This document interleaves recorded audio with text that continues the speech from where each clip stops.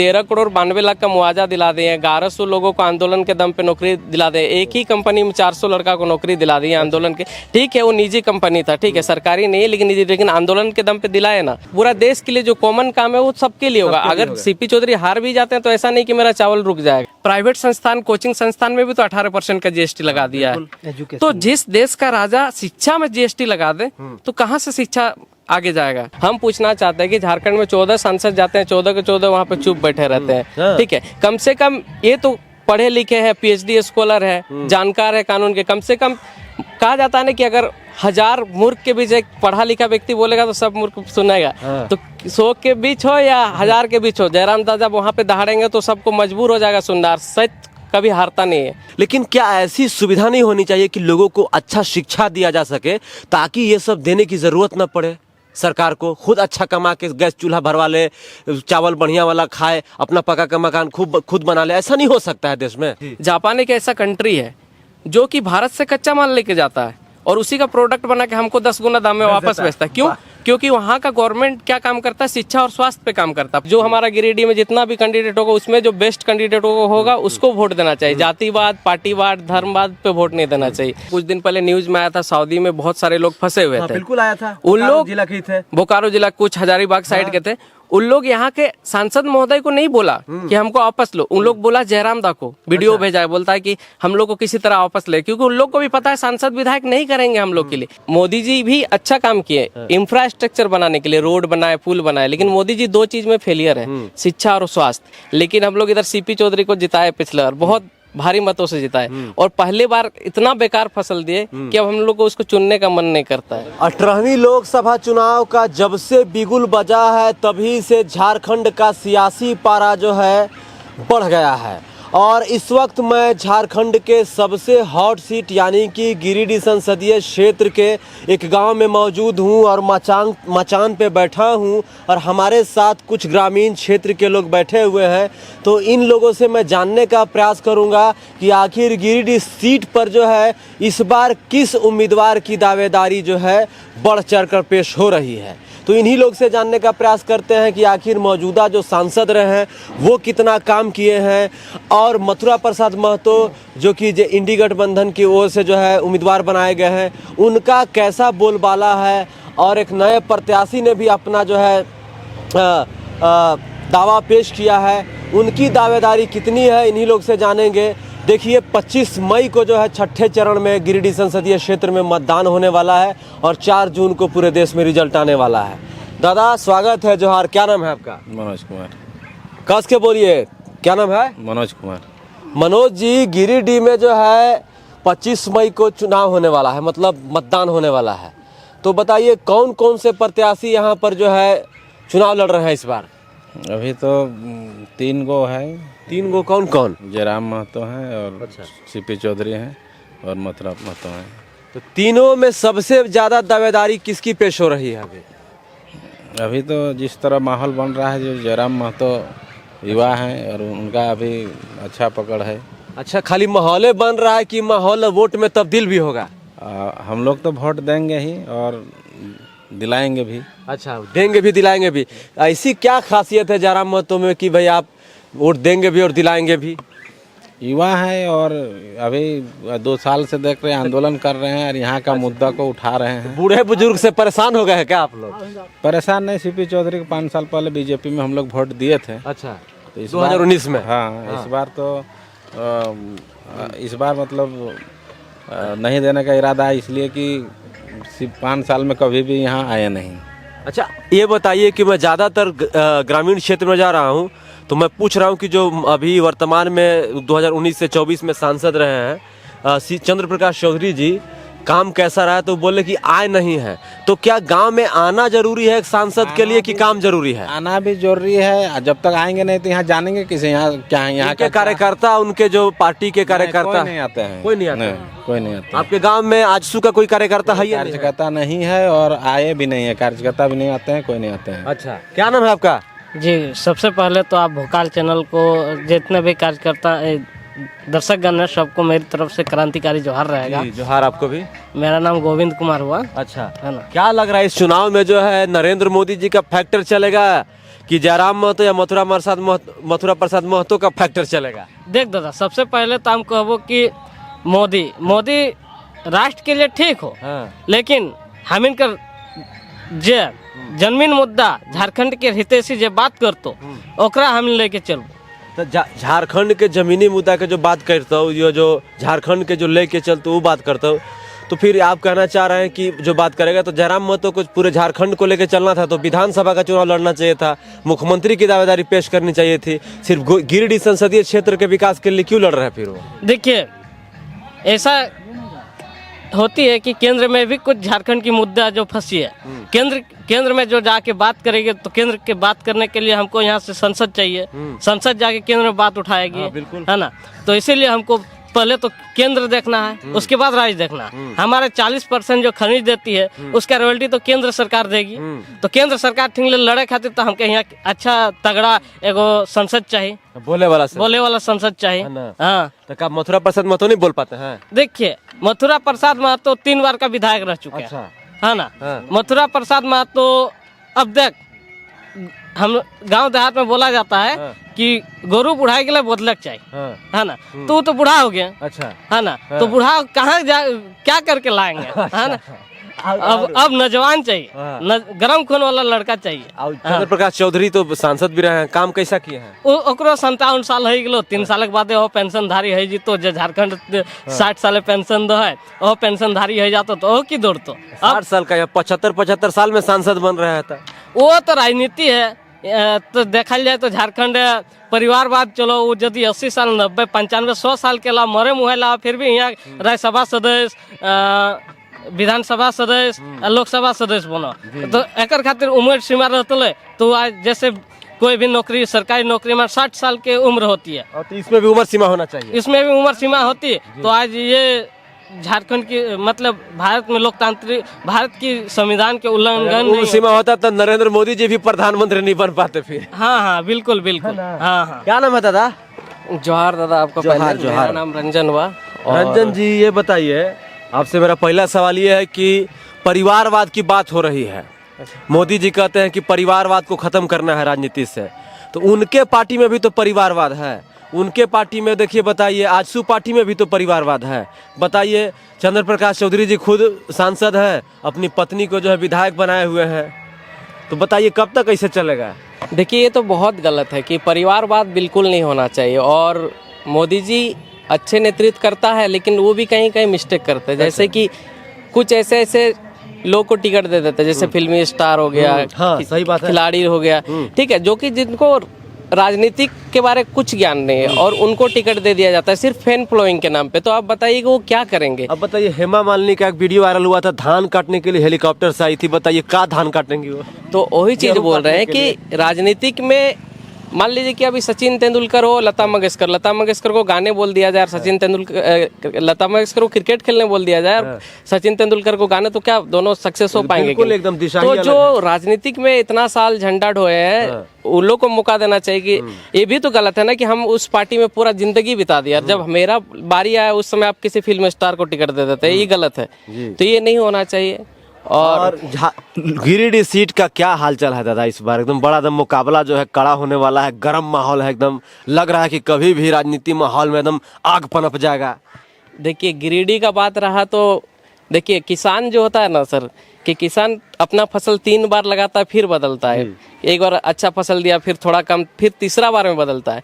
लेकिन हम लोग इधर सीपी चौधरी को जिताए पिछले बार, बहुत भारी मतों से जिताए, और पहले बार इतना बेकार फसल दिए कि अब हम लोग को उसको चुनने का मन नहीं करता है। मतलब इतना बेकार फसल दिए कि एकदम, आप सोचिए ना कि एक सांसद को मोटा मोटी 500 करोड़ का काम करता है, मतलब कि मोटा मोटी अंदाजा लगे तो 500 करोड़ का काम कर सकता है एक सांसद। गिरिडीह में 1200 गांव है, अगर भाग देंगे तो एक गांव में मोटा मोटी 41 लाख का योजना आना चाहिए। हमारे गांव में 41,000 का योजना नहीं आया। हम कैसे? योजना नहीं आया है, बिल्कुल नहीं आया। आप कहीं भी देख लीजिए, पूरा गाँव घूम के कहीं भी उनका।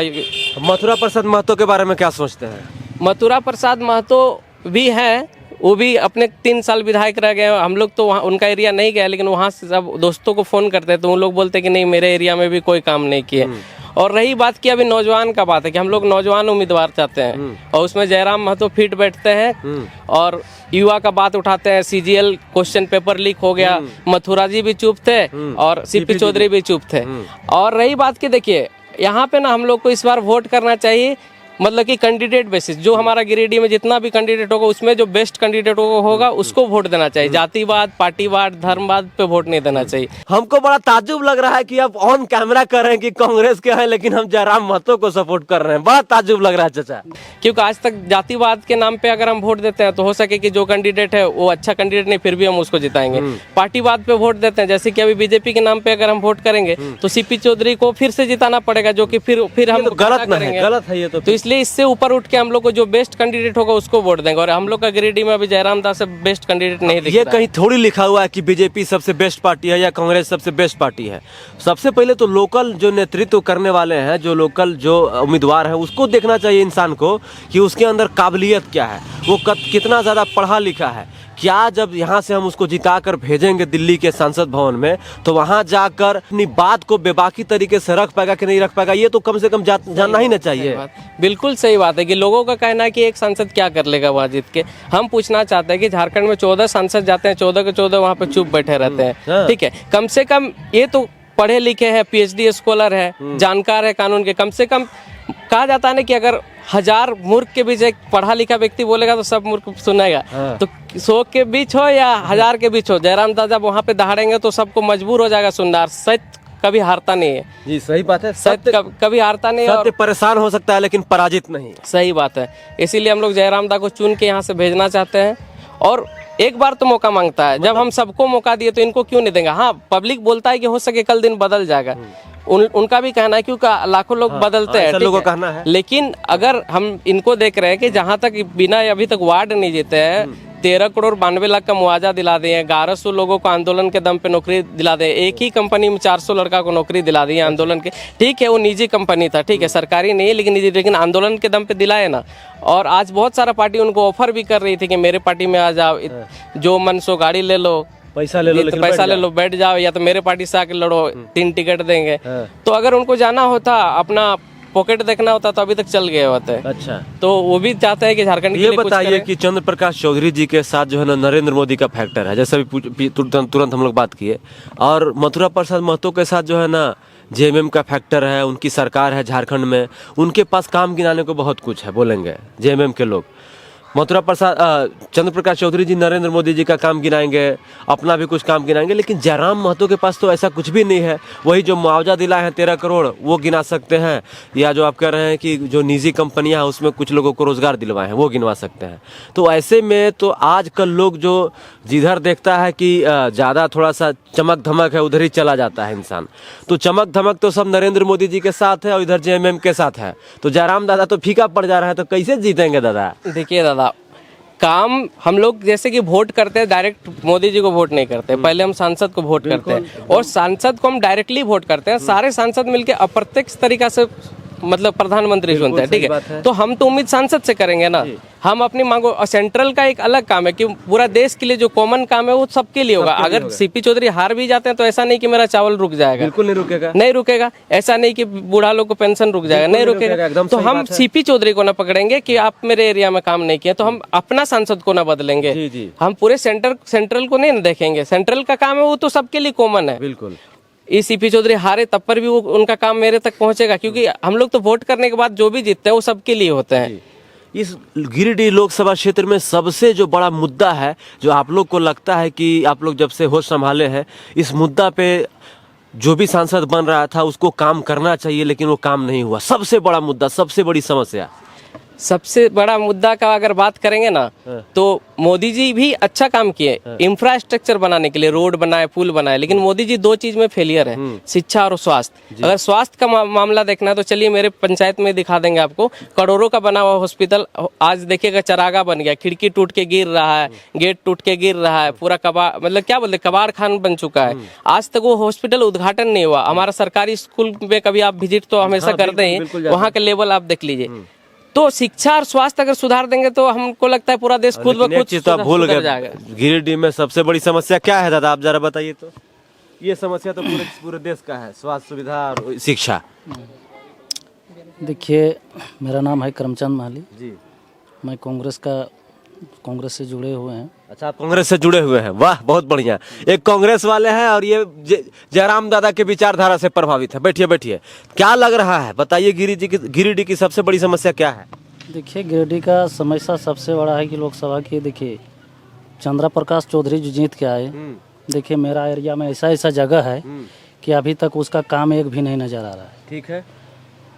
तो सवाल रहा कि देखिए हमारे जयराम महतो जी, देखिए जिस दिन से हम लोग मैंने जुड़े हुए हैं, मैंने दौरा कर रहे हैं, देख रहे उसको, उन्हीं के प्रति छाया में सब कोई लगे हुए हैं और हम लोग वोट देने चाह रहे हैं उसी को। अच्छा, आप कांग्रेस के होकर जयराम महतो को वोट देना चाह रहे हैं? कहा देंगे क्या कि देखिए उसको देने चाह रहे हैं, कहा कि काम उसका नेतृत्व ठीक है, नेतृत्व ठीक है, अरे इसलिए ये सबसे बड़ी खबर ये है, गिरिडीह संसदीय क्षेत्र का सबसे बड़ा ब्रेकिंग न्यूज, धनाती चमचमाती ब्रेकिंग न्यूज कि कांग्रेस के सदस्य हैं, कांग्रेस के कार्यकर्ता है, कांग्रेस के कैडर वोटर है, उसके बाद कह रहे हैं कि नहीं, जयराम महतो के विचारधारा से इतना ज्यादा प्रभावित हुए कि हम लोग इस पर जयराम महतो को सांसद बनाना चाहते हैं, ताकि जयराम महतो सांसद बन के दिल्ली जाएगा तो वहां पर दहाड़ेगा, संविधान की बातें करेगा, नीति नियम की बातें करेगा। लेकिन ये तो तय 4 तारीख को होगा कि कौन जीतेगा कौन हारेगा। हमको बड़ा ताज्जुब लग रहा है कि अब ऑन कैमरा कर रहे हैं कि कांग्रेस के हैं लेकिन हम जयराम महतो को सपोर्ट कर रहे हैं, बड़ा ताज्जुब लग रहा है चाचा। देखिए क्या कि जयराम महतो को देख रहे कि काम जयराम महतो जैसे अभी तक मैंने बहुत जगह पर ऐसा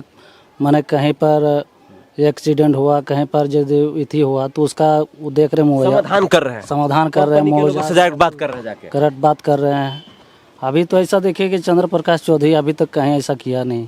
अच्छा, ये बताइए कि सब लोग कहता है कि नरेंद्र मोदी जी राशन दे रहे हैं, गैस चूल्हा सिलेंडर दे रहे हैं, शौचालय दे रहे हैं, 1.25 लाख 1.5 लाख रुपए का पका वाला मकान दे रहे हैं, पेंशन दे रहे हैं, ये सब कुछ दे रहे हैं, ठीक है, बहुत अच्छा बात है बोले। लेकिन क्या ऐसी सुविधा नहीं होनी चाहिए कि लोगों को अच्छा शिक्षा दिया जा सके, ताकि ये सब देने की जरूरत न पड़े? सरकार को खुद अच्छा कमा के गैस चूल्हा भरवा ले, चावल बढ़िया वाला खाए, अपना पका का मकान खुद बना ले, ऐसा नहीं हो सकता है देश में? बिल्कुल हो सकता है ऐसा।